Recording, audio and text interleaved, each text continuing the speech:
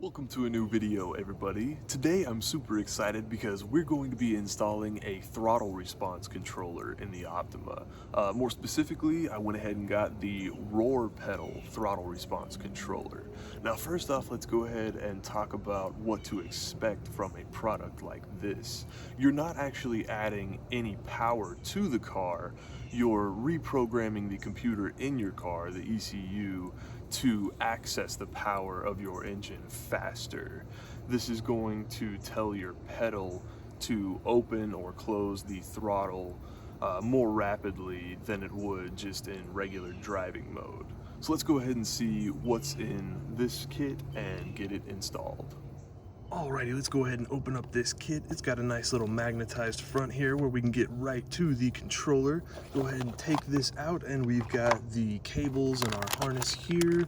We've got some zip ties for all the cables. We've got a 3M double-sided adhesive strip to mount the controller in the car, and the user guide to tell us all about the modes and the install. So let's go ahead and see what we need to do.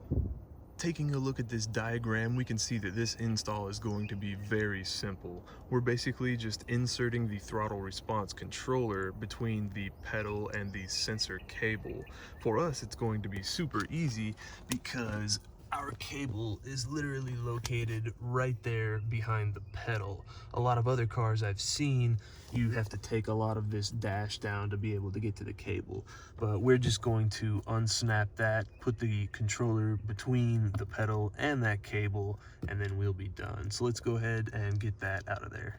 Alrighty, to release this wiring, we just need to pinch on this side of the connector. There's a little release lever, and we need to make note of that for the reinstall so that we put it back on the right side.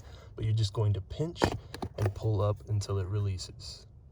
And to connect the throttle response controller, you're just going to take the side that has the little tooth that's going to snap into where that connector was that you released. Just push it in until it clicks slightly.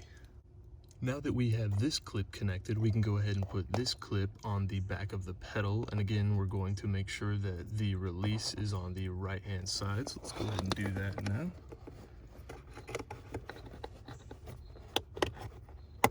And it's just going to click right in there. And then this right here is what's going to connect to the actual throttle response controller. Now we have to decide where we want to install the controller. I figured since the cable is coming off of the right-hand side, we could go ahead and put it here in this open space and then just run the cable next to the steering wheel through the dash down there to the pedal. Alrighty, I went ahead and zip tied that cable box back there so it could sit in that little groove, and then put all the excess cabling back here behind this so it doesn't affect my foot when I press on the pedal. We are installed and ready to go. I went with this exact placement so that when I'm sitting up here driving, if I have one of the modes on, I can still see it through this little hole in the steering wheel. Let's go ahead and start the car and make sure that we installed it properly. Awesome. We've got letters on the screen. That must mean that we've got power to it. And we can switch in between the modes. It's got 5 different modes, and inside of those modes there are 9 sensitivity levels. Let's go ahead and take a look at the paperwork and see what all these modes are. Here's a quick look at the modes before we use them. We've got a normal mode, eco mode, sports plus mode, and a race mode. The normal mode down there at the bottom is basically as if the controller is turned off. Your car is just going to be driving like normal. Eco mode's of course going to help save you a little bit of gas, better MPGs, and if you want to switch between any of those modes into race mode immediately, you can press and hold the M button on the side for 3 seconds. And there's also actually a cool little feature.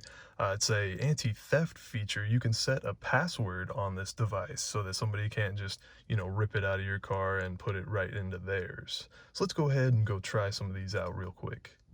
Alrighty, you guys, I went ahead and drove to a little more of a secluded spot with the controller on normal so that I wasn't feeling any effects of it. The car was just driving as normal. Now I've gone ahead and set it into sport mode and turned it all the way up to 9. So let's see how it feels.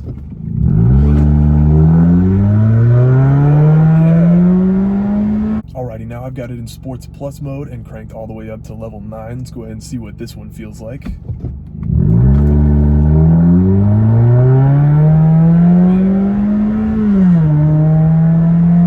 Now we're going to try out race mode at level 9. You